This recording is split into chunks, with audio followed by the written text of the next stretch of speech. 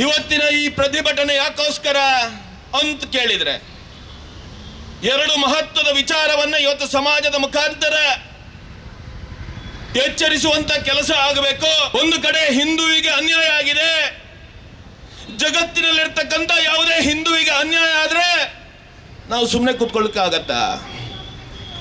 ಯಾರಿಗೆ ಅನ್ಯಾಯ ಆಗಿದೆ ಅಂತ ಕೇಳಿದ್ರೆ, ತಾನೊಬ್ಬ ಹಿಂದುತ್ವವನ್ನು ಆಚರಣೆ ಮಾಡ್ತೀನಿ ಅಂತ ಯೋಚನೆ ಕೊಂಡು ಕೆಲಸ ಮಾಡ್ಕೊಂಡು ಬಂದಿರತಕ್ಕಂಥ ಬಾಂಗ್ಲಾದೇಶದ ಸಹೋದರ,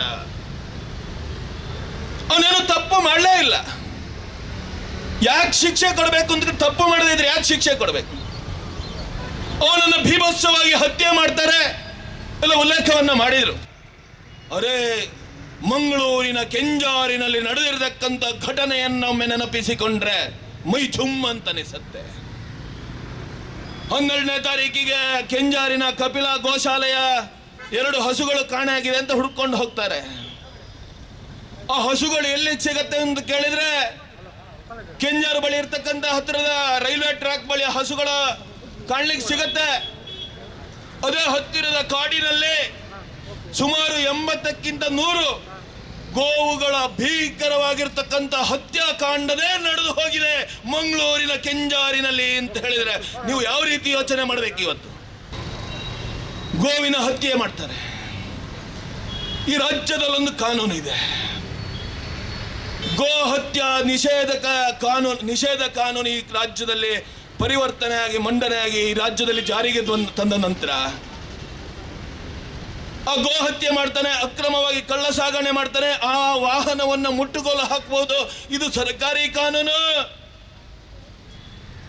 ಅರೆ, ನಮ್ಮ ರಾಜ್ಯ ಸರ್ಕಾರ ಇವತ್ತು ಯೋಚನೆ ಮಾಡಿದೆ. ಮಂಗಳೂರಿಗೆ ಮುಖ್ಯಮಂತ್ರಿಗಳು ಬಂದಾಗ ಯಾರೋ ಹೇಳಿದ್ರು ಕಿವಿಯಲ್ಲಿ, ನಮ್ಗೆ ತೊಂದರೆ ಆಗ್ತಾ ಇದೆ, ನಮ್ಮೂರಿಗೆ ತೊಂದರೆ ಆಗ್ತಾ ಇದೆ ಅಂತ ಹೇಳಿದ್ರು. ಬೆಂಗಳೂರಿಗೆ ಹೋದಾಗ ಅನ್ನಿಸ್ತು ಇವರಿಗೆ, ಅರೆ, ಯಾವುದೋ ಒಂದು ವರ್ಗವನ್ನ ತುಷ್ಟೀಕರಣಗೊಳಿಸುವ, ಓಲೈಕೆಗೊಳಿಸುವ ಕಾರಣಕ್ಕೋಸ್ಕರ ಆ ಗೋಹತ್ಯಾ ನಿಷೇಧ ಕಾನೂನಲ್ಲಿ ಸ್ವಲ್ಪ ಬದಲಾವಣೆ ತರಲಿಕ್ಕೆ ಯೋಚನೆ ಮಾಡಿದ್ರು. ಉದ್ರೇಕಿಸುವುದಕ್ಕೋಸ್ಕರ ಮಾತಾಡ್ತಾ ಇಲ್ಲ, ಯಾರಿಗೂ ನೋವಾಗಬೇಕು ಅಂತ ಮಾತಾಡ್ತಾ ಇಲ್ಲ. ಇರ್ತಕ್ಕಂಥ ವಾಸ್ತವಿಕತೆಯನ್ನು ಸಮಾಜದ ಮುಂದೆ, ಇಲಾಖಾ ಅಧಿಕಾರಿಗಳ ಮುಂದೆ ತರಲಿಕ್ಕೆ ಇಚ್ಛೆ ಪಡ್ತಾ ಇದ್ದೀನಿ.